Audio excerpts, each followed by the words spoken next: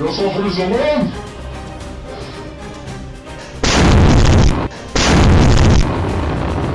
Rudal milik pejuang Hizbullah ini menargetkan kapal perang Israel di lepas pantai Lebanon. Serangan balasan ini dilakukan oleh pejuang Hizbullah terhadap serangan udara Israel kemarin. Dilaporkan pada serangan udara Israel sebanyak 254 orang tewas. Tidak hanya menyerang kapal perang Israel, pejuang Hizbullah kembali menyerang pasukan Zionis Israel menggunakan roket. Para pejuang Hizbullah menargetkan pasukan Zionis Israel di perbatasan Lebanon Selatan. Serangan pejuang Hizbullah ini menggunakan roket yang memiliki daya ledak yang cukup besar.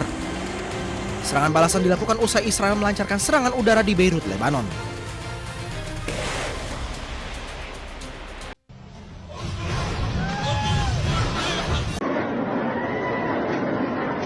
Kelompok Hizbullah menyatakan telah menembakkan roket ke wilayah utara Israel pada Kamis. Serangan ini sebagai tanggapan atas pelanggaran gencatan senjata oleh Israel. Hizbullah menegaskan aksi balasan ini akan terus berlanjut hingga agresi Israel dan sekutunya berhenti. Sebelumnya Israel melancarkan serangan besar-besaran di berbagai wilayah Lebanon. Serangan Israel di Lebanon menewaskan 254 orang dan melukai lebih dari 1.165 lainnya. PBB mengecam keras eskalasi kekerasan yang dinilai mengancam perdamaian kawasan.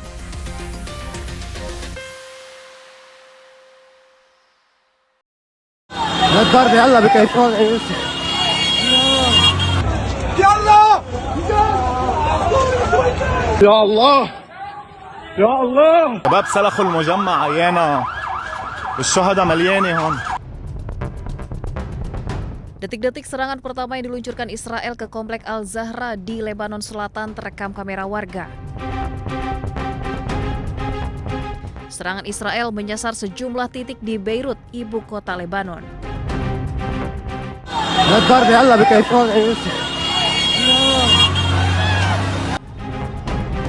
Warga panik berlarian di jalanan akibat gelombang serangan Israel, salah satunya di wilayah Gunung Lebanon.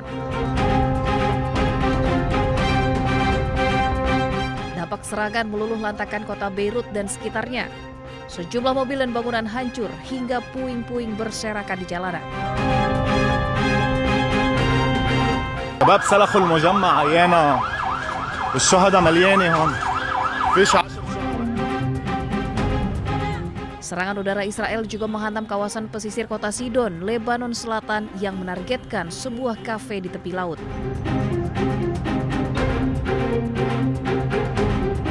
Dari jembatan Salim Salam Mall Al-Rifai terlihat terkena serangan. Gedung yang merupakan pusat perbelanjaan dan kafe ini hancur berantakan. Pihak berwenang di Lebanon kini menyerukan bantuan kemanusiaan internasional yang mendesak seiring dengan terus bertambahnya jumlah korban akibat serangan Israel.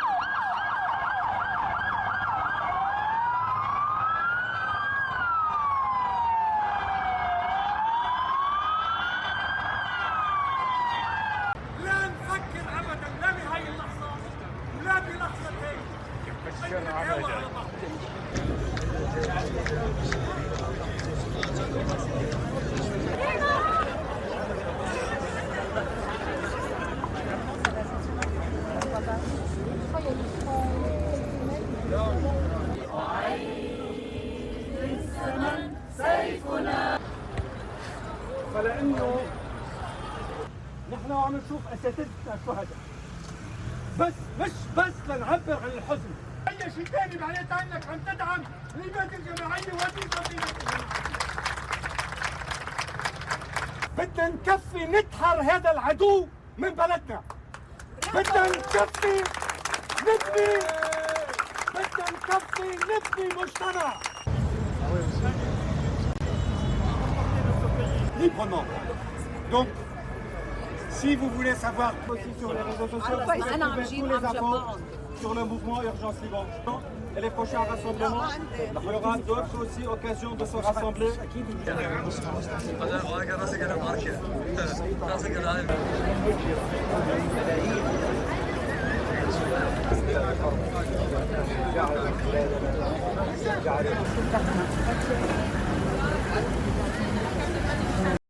Untuk swasta kita tidak ada spesifik menentukan harinya. Jadi sekali lagi work from home, tadi saya sampaikan juga kepada Komisi 9, itu sifatnya himbauan gitu ya. Kemudian yang kedua, semangat kita ya, surat edaran itu dibuat sebagai mendorong perilaku yang lebih adaptif ya terhadap bagaimana penyikapan kita terkait dengan optimasi energi khususnya BBM. Jadi kami sangat sadar bahwa perusahaan itu memiliki karakteristik yang khas. Jadi tidak bisa kita generalisasi. Kita juga sudah menentukan sektor-sektor yang dapat diberikan pengecualian yang menyangkut langsung layanan rakyat dan seterusnya. Dan dalam surat edaran itu kita juga spesifik mengatakan bahwa kita tidak ingin edaran ini kemudian berdampak kepada pertumbuhan ekonomi.